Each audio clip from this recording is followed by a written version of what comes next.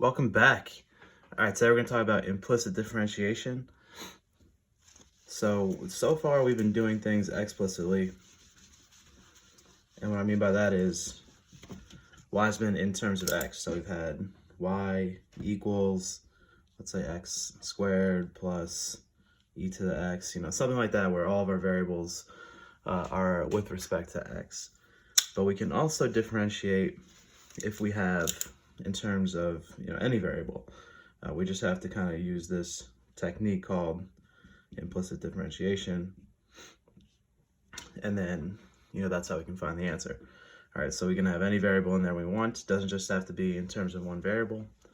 So there's a specific technique we use to get there. All right, and that's our implicit differentiation. Implicit differentiation. All right, and we use 3 steps to do it. Your first step, differentiate both sides of the equation. All right, and most of the time, this is going to be a dy dx.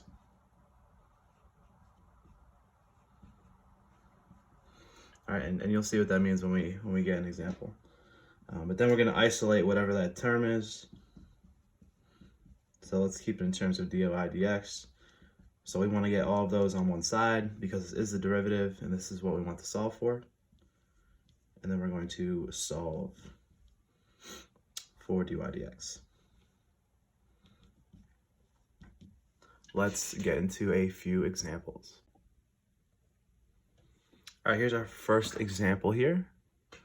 Find dy dx of x squared plus y squared equal to 1. All right, so we just follow our steps that we just went over. So first step, we're going to differentiate both sides. We know the derivative of x squared already. It's going to be 2x. All right, we'll get back to this term in a second. And our derivative of any constant is just going to be 0. All right, so we have to figure out what to do with this y term here. All right, and we can kind of think of y as an f of x.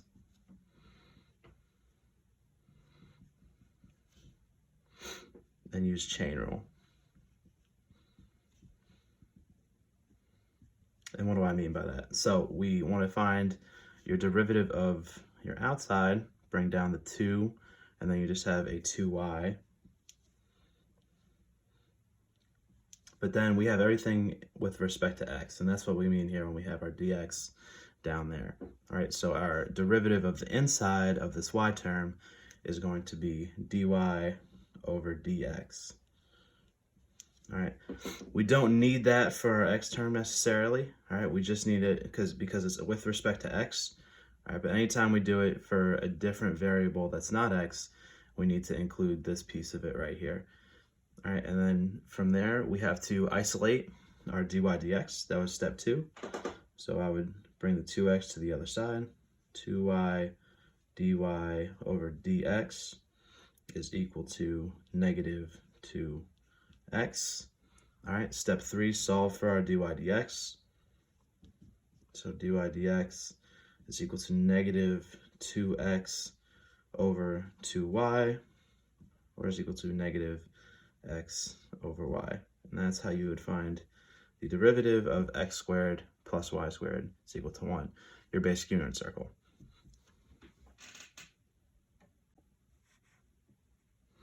Okay, let's get into a trickier example here. Find your derivative of y to the 4th plus xy equals x to the 3rd minus x plus 2. Step 1, we differentiate both sides, term by term. So the derivative of that y to the 4th is going to be 4y to the 3rd because of the power rule, chain rule, all of that times dy over dx. Okay. Now we have x times y, so we're going to need a product rule here. So I'll put a parenthesis here and kind of do this off to the side. So we have first times derivative of the second, so x times your derivative of y, which is just dy over dx, plus second, so just that y term, times derivative of the first, which is just 1. And then we differentiate the other side as well. Derivative of x to the third, just 3x squared minus 1, and then that 2 goes out to 0. All right, so I'll clean this up. 4y to the third dy dx plus x dy over dx plus y is equal to 3x squared minus 1. Okay, now the next step is to isolate your dy dx. So I will bring that y over. 4y to the third dy over dx plus x dy dx is equal to 3x squared minus 1 minus y. Factor out our dy dx here. Dy dx times 4y cubed plus x is equal to 3x squared minus 1 minus y. We divide out this term.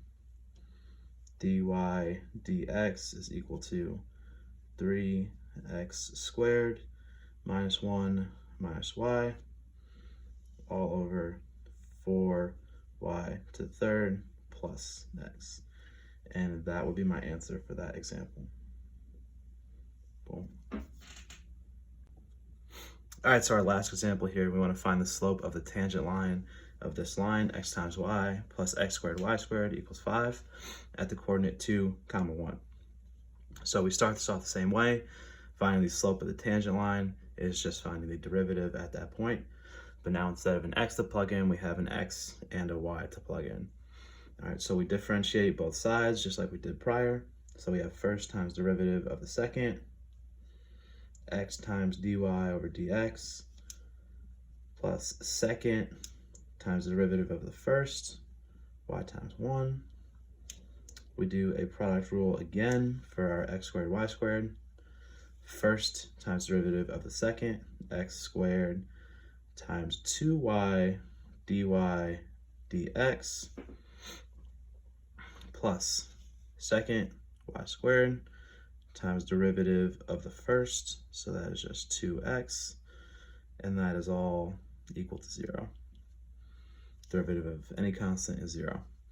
All right, so we clean this up a little bit. X dy dx plus y plus 2x squared y dy dx plus 2x y squared. I like having the x's out in front of the y's, and that's all equal to 0. So we isolate again, get all of our dy dx's on one side. X dy dx plus 2x squared y dy dx is equal to minus 2x y squared minus y. And then we factor out our dy dx.